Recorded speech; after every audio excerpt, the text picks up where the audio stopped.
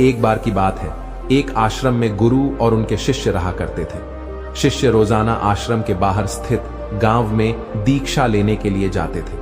उसी तरह आश्रम का एक शिष्य जिस गांव में भिक्षा लेने जाता था, उस रास्ते में एक नदी पड़ती थी। शिष्य रोज उसी रास्ते से भिक्षा लेने जाता था। एक दिन उस शिष्य ने देखा कि एक लड़का पेड़ के पीछे छिपा है। वह उस लड़के के पास गया और उससे जाकर बोला, भाई तुम इस पेड़ के पीछे छिपकर क्या देख रहे हो? लड़के ने कहा, अरे तुझे नहीं दिख रहा क्या? मैं क्या देख रहा हूं? तब शिष्य ने नदी की तरफ देखा तो वहां पर कुछ लड़कियां पानी भर रही थी। तब शिष्य ने उस लड़के से कहा, अरे भाई वहां पर तो लड़कियां पानी भर रही है, इसमें छिपकर देखने वाली क्या बात है? तब वो लड़का शिष्य की तरफ देखकर उसे कहता है, अरे पागल, तुम्हें दिखाई नहीं दे रहा है क्या कि कैसे यह परियां नदी से पानी निकाल रही है? जरा उनकी अदाओं को तो देखो, उनके कोमल शरीर को देखो, उनकी पतली कमर मटके को उठाते समय बाल खाती है और उनके बाल उनकी कमर पर कैसे लहरा रहे हैं, मानो सुंदरता बिखरी पड़ी हो। शिष्य ने फिर नदी की तरफ देखा और इस बार वह इससे देखता ही चला गया। अभी तक तो कुछ भी नजर नहीं आ रहा था और वह बिल्कुल निर्भय था। उसे किसी भी बात का कोई डर नहीं था। लेकिन अब वो छिपने लगा और उन लड़कियों को देखने लगा जैसे उसने कोई अपराध कर दिया हो।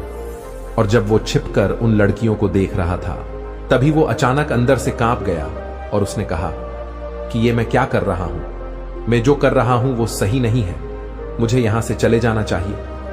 और फिर वह जल्दी से वहां से चला गया। वो आश्रम पहुंच जाता है। आश्रम जाकर वो अपने कार्यों में लग गया। लेकिन जो अभी वह देखकर आया था, वही उसकी आंखों के सामने बार बार आ रहा था। उसके मन में वही दृश्य चल रहा था। उसका मन वही सब कुछ देखने के लिए लड़ाई हो रहा था। उसका किसी भी काम में मन नहीं लग रहा था। सुबह होते ही वह रोज जल्दी ही भिक्षा के लिए आश्रम से निकल जाता और उस नदी के पास वाले पेड़ के पास जाता जहां पर वह लड़का पहले से मौजूद रहता था। उसके साथ मिलकर लड़कियों को छुप छुप कर देखता था। अब वह शिष्य रोज ऐसा करने लग गया। यह उसके रोज का काम हो गया। अब उस शिष्य का मन किसी भी काम में नहीं लगता था। वो हमेशा ही किसी न किसी प्रकार के विचार में उलझा रहता। वह आश्रम के कार्यों को भी ठीक ढंग से नहीं कर पा रहा था। ना वो ठीक से सो पाता, ना वो ठीक से खाना खा पाता था। उसका मन बेचैन सा रहता था। उसका मन बार बार उन लड़कियों के सौंदर्य को देखने के लिए लालायित रहता था। जब गुरु उपदेश देते तब भी उस शिष्य का मन कहीं और विचारों में खोया रहता था। गुरु ने अपने शिष्य की इन हरकतों को जान लिया था।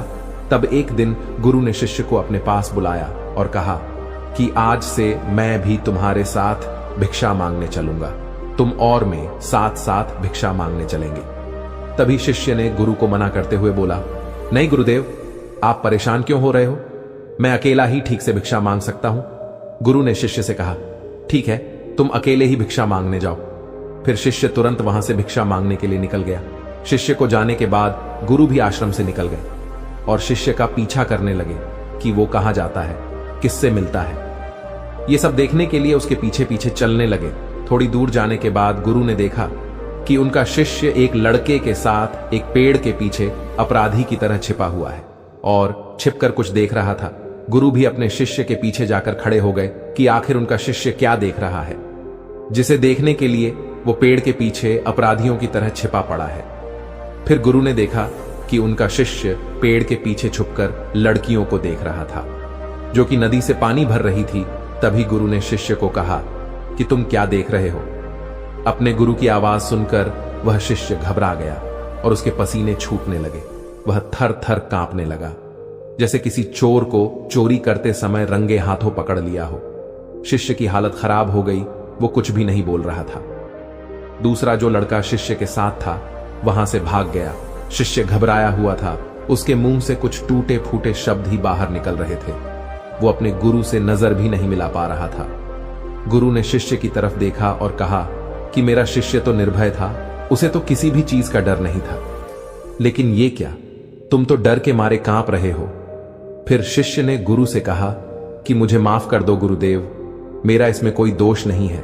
उस लड़के ने मुझे बहका दिया था, लेकिन आपसे मैं वादा करता हूं कि आज के बाद मैं ऐसा कभी दोबारा नहीं करूंगा। मुझे माफ कर दो गुरुदेव। गुरु ने शिष्य से कहा कि कोई बात नहीं है, पर इस बात का तुम ध्यान रखना कि हम जैसी संगति करते हैं वैसा ही फल हमें प्राप्त होता है। हम जैसी संगति करते हैं उसके विचार हमारे अंदर प्रवेश करते हैं। इसीलिए अच्छी संगति करो जिससे तुम्हारे अंदर अच्छे विचारों का प्रवेश हो। फिर गुरु और शिष्य आश्रम लौट आए और फिर से शिष्य आश्रम के कार्यों पर ध्यान देने लगा। उसने उस रास्ते को छोड़ दिया और दूसरे रास्ते से जाने लगा। वो अपने काम को ध्यान से करता था, लेकिन धीरे धीरे उसके अंदर क्रोध उत्पन्न हो गया और फिर वो दूसरे पर क्रोध करने लगा और बेचैन रहने लग गया। अब वो सही समय पर भोजन भी नहीं करता था, वो भोजन भी बहुत कम खाता था। एक रात गुरु शिष्य के पास आए और उससे बोले कि अब तक तुमने कितनी बार अपना वादा तोड़ दिया है। यह सुनकर शिष्य अपने गुरु के चरणों में गिर गया और रोने लगा। रोते रोते ही उसने गुरु से कहा कि गुरुदेव, मैं कई बार अपना वादा तोड़ चुका हूं, फिर वादा कर लेता हूं, लेकिन हर बार मैं वादा तोड़ देता हूं। मेरा मन मेरे नियंत्रण में है ही नहीं। मैं बहुत कोशिश करता हूं कि मैं अपने मन से सारे बुरे विचारों को निकाल दूं, लेकिन मैं चाहकर भी ऐसा नहीं कर पा रहा हूं। फिर गुरु ने शिष्य को कहा कि चलो मेरे साथ। गुरु शिष्य को आश्रम के बगीचे में लेकर गए और शिष्य से कहा कि देखो, यहां पर कुछ एक नाली बनी हुई है जिससे नदी का पानी इन पौधों तक आ रहा है और यह पानी एक निरंतर भाव से आ रहा है। क्या तुम इस पानी के बहाव को रोक सकते हो? शिष्य ने कहा, हां गुरुदेव, मैं इस बहाव को रोक सकता हूं। फिर शिष्य ने मिट्टी उठाकर उस नाली में डाल दी। वो पानी थोड़ी देर के लिए रुक गया और फिर थोड़ी देर बाद उस मिट्टी के ऊपर से पानी आ गया। गुरु ने शिष्य से कहा, अरे ये क्या, ये तो पानी रुका ही नहीं। शिष्य ने फिर से कुछ कंकर पत्थर उठाकर उस नाली में डाल दिए और फिर थोड़ी देर के लिए पानी रुक गया, लेकिन फिर थोड़ी देर बाद ही उन कंकड़ और पत्थर के ऊपर से पानी निकल आया। फिर गुरु ने कहा, वत्स, ये क्या हुआ? पानी तो फिर से आ गया। तुम तो बोल रहे थे कि तुम इसे रोक दोगे, परंतु तुम नहीं रोक पाए। वत्स, ठीक उसी तरह हम किसी भी काम को रोकना तो चाहते हैं, परंतु क्यों हम उसे रोक नहीं सकते? तब शिष्य ने कहा, कोई बात नहीं गुरुदेव, मैं इस पानी को तो आपको रोक के दिखाऊंगा। फिर वह शिष्य एक बड़ा सा पत्थर लेकर आया और उसे नाली पर डाल दिया और पानी रुक गया। तब शिष्य ने गुरु से कहा, देखा गुरुदेव, मैंने कहा था कि पानी को मैं रोक दूंगा। मैंने पानी को रोक दिखाया, आपकी बात मैंने पूरी कर दी। गुरु मुस्कुराए और बोले, वत्स, अच्छा जरा ध्यान से देखो, पानी रुका नहीं, वह तो पीछे की नाली तोड़कर बाहर आ गया और अगल बगल से बह रहा है। और ध्यान से देखो, इस पत्थर के आगे भी आ गया और यह पानी अपना रास्ता बदलकर फिर से आगे की तरफ बह जाएगा। और फिर थोड़ी देर बाद ऐसा ही हुआ। फिर गुरु ने शिष्य को समझाया कि ठीक उसी तरह तुम्हारे साथ भी तो ऐसा ही चल रहा है। तुम बार बार प्रयास कर रहे हो, बड़े से बड़ा प्रयास कर रहे हो, पर हर बार तुम्हारा प्रयास टूट रहा है और यह हमेशा टूटता ही रहेगा। तुम कितना भी बड़ा पत्थर रख लो, लेकिन पानी तो अपना रास्ता बना ही लेगा। यह सब देखकर शिष्य ने गुरु से कहा, है गुरुदेव, क्या कोई दूसरा तरीका नहीं है जिससे मैं गंदे विचारों से बाहर निकल सकूं और यह मेरे मन में गंदे विचार हमेशा के लिए खत्म हो जाए? फिर गुरु शिष्य को एक नदी के पास ले गए जहां से उस बगीचे में पानी नहीं आ रहा था। गुरु ने शिष्य से कहा, वह पानी भी इसी नदी से जा रहा है। अगर हम यहीं से उस रास्ते को बंद कर दें जहां से पानी बगीचे में जा रहा है, तब क्या हम पानी को रोक नहीं सकते? शिष्य ने कहा, हां गुरुदेव, अवश्य ऐसा हो सकता है। मैं इस पानी को यहीं से बंद कर देता हूं, तब आगे की नाली में पानी जाएगा ही नहीं। फिर से शिष्य ने नदी से जाने वाले रास्ते को बहुत मेहनत करके पत्थर और मिट्टी डाल डालकर बंद कर दिया और गुरु से कहा, गुरुदेव, मैंने पानी को बंद कर दिया है, अब यह पानी बगीचे में जाएगा ही नहीं। तब गुरु ने कहा, वत्स, अगर पानी बगीचे में नहीं जाएगा तो पेड़ पौधों को पानी कहां से मिलेगा? उन पेड़ पौधों को तो पानी की आवश्यकता है और उन पेड़ पौधों में कुछ पेड़ पौधे तो ऐसे हैं जिनको रोज पानी की आवश्यकता है। वह तो मुरझाकर मर ही जाएंगे, उनका क्या होगा? पानी तो हमें खोलना ही होगा। शिष्य ने गुरु की बात सुनकर वापस नदी से जाने वाले पानी का रास्ता खोल दिया। तब गुरु ने शिष्य से पूछा, वत्स, अगर हम इस नदी के पूरे पानी को बगीचे की तरफ मोड़ दे तो तब क्या होगा? तब शिष्य ने जवाब दिया, गुरुदेव, वहां पर जितने भी पेड़ पौधे हैं वो गलकर नष्ट हो जाएंगे, वहां पर कुछ नहीं बचेगा। फिर गुरु मुस्कुराए और बोले, तुम इस बात को समझो कि हमें किसी भी चीज को रोकना नहीं है, बस हमें हमेशा संतुलन बनाए रखना है। कम पानी से भी पौधे नष्ट होते हैं और ज्यादा पानी से भी पौधे नष्ट होते हैं।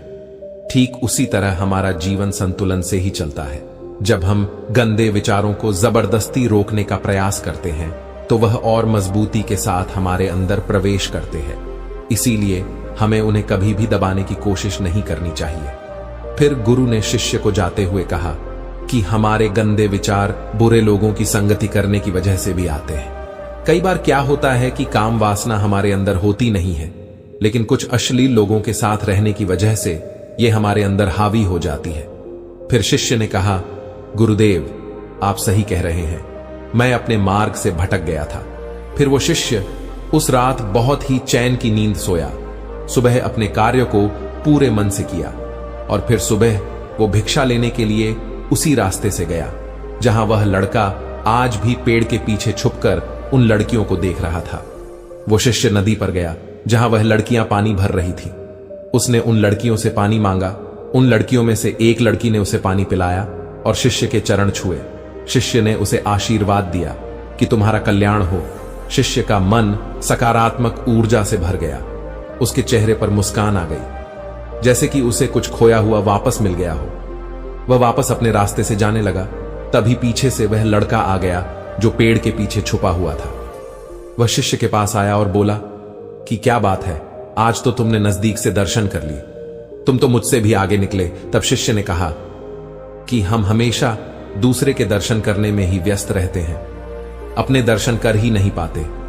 तुम कब तक इस पेड़ के पीछे छुपाते रहोगे? किसी को पसंद कर लो और उससे बोल दो। अगर वो भी तुम्हें पसंद करती है तो शादी कर लो और उससे पहले तुम कुछ बन जाओ। अपने आप को पहचान लो, ऐसे अपना समय बर्बाद मत करो। फिर वह लड़का रोज शिष्य को मिलने लगा और उस लड़के ने नदी पर जाना छोड़ दिया और फिर वो लड़का अपने जीवन में कुछ बनने के लिए संघर्ष करने लगा। दोस्तों, तुमने देखा संगति का असर क्या होता है। अपनी संगति बदलो और अपने विचार बदलो। फिर गुरु ने युवक से पूछा कि क्या तुम्हें तुम्हारे सारे सवालों का जवाब मिल गया? तब युवक ने कहा, हां गुरुवर, आपका बहुत बहुत धन्यवाद। तब गुरु ने युवक से कहा कि जब तुम्हारे मन में गंदे विचार आए तब आप अपने आप को दोषी मत मानो। ये केवल तुम्हारे सोच लेने से या शपथ लेने से ये टूटने वाला नहीं है, लेकिन तुम्हारे पास वो शक्ति है, वो ऊर्जा है जिसका तुम्हें संतुलन उपयोग करना है। तुम एक जीवित ऊर्जा हो जो कुछ भी अनुभव करने के लिए स्वतंत्र है, जो निर्माण करने के लिए स्वतंत्र है। इसीलिए तुम अपने आप को पहचानो। यह बोलकर गुरु चुप हो गए और वो युवक वहां से चला गया। धन्यवाद।